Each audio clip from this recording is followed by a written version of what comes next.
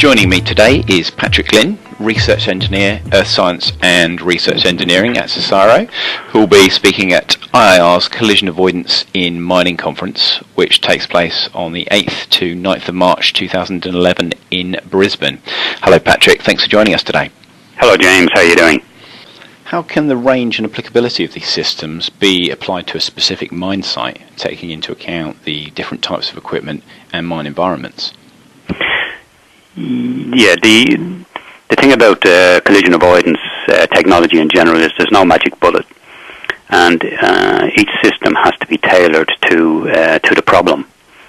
In an open cut mine, what you have is you have a driver in a large haul truck, and his visibility is restricted for about 30 meters around the truck.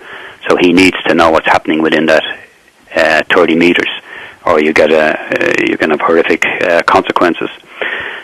So on a mine haul truck, you would apply proximity detection or radar cameras.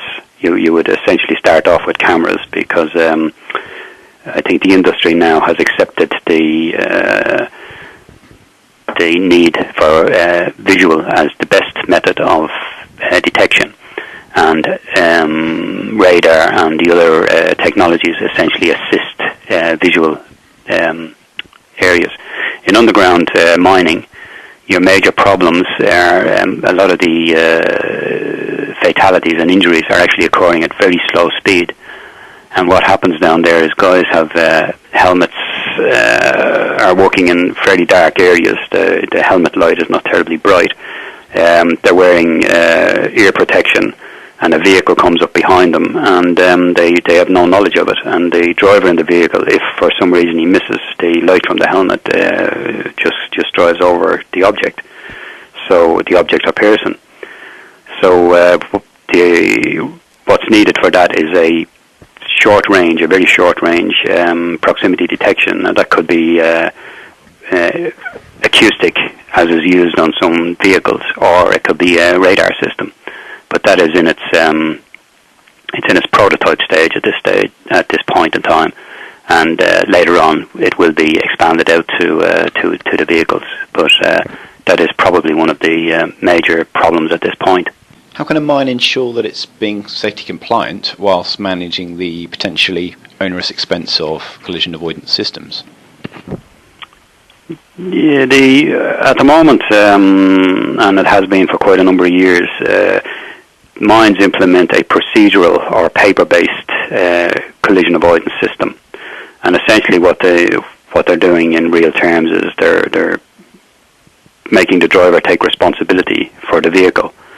And as I stated in the first question there, we now know that driver error or pilot error is really a misnomer. The error is in the system that allows these things to happen.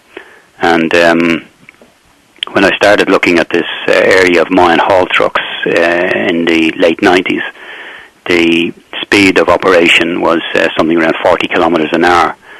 And now, due to the increased productivity, they're looking at 80 kilometers an hour. So what essentially is beginning to happen is that because of the necessity for increased production, the propensity for accidents, or the risk of accidents, is actually increasing. Now, at this point, we can actually build semi-automatic or automatic vehicles, and this is probably the way we should be going. Procedural and safety compliance as required by the regulatory bodies essentially is in a lot of ways outmoded at this point, and we should be looking at a technological solution to this. You're presenting a paper at IIR's Collision Avoidance in Mining Conference, which takes place on the 8th to 9th of March 2011 in Brisbane. Addressing some of the issues we've just discussed, of course, but what would you like delegates to apply? I'll do that bit again. You're presenting a paper at IIR's Collision Avoidance in Mining Conference, which takes place on the 8th to 9th of March 2011 in Brisbane, addressing the issues we've just discussed. How would you like delegates to apply these aspects to their mine site? Yeah, What I'd like delegates to go away with is to have a very, very good idea of where the problem lies. That the old adage of driver or pilot error or blame the person is fraught with danger, because at the moment the mines have done a fabulous job in safety in reducing the number of accidents on mines.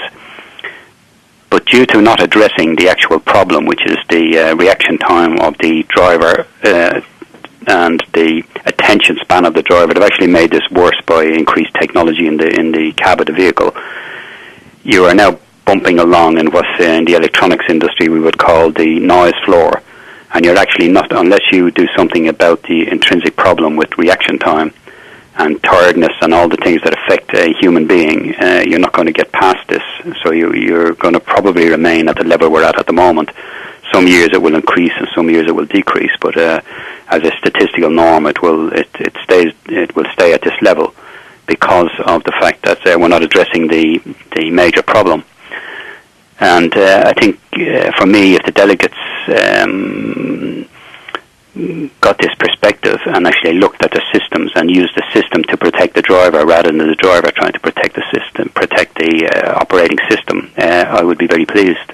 Patrick Glynn, many thanks for your time today. Great, thanks, James.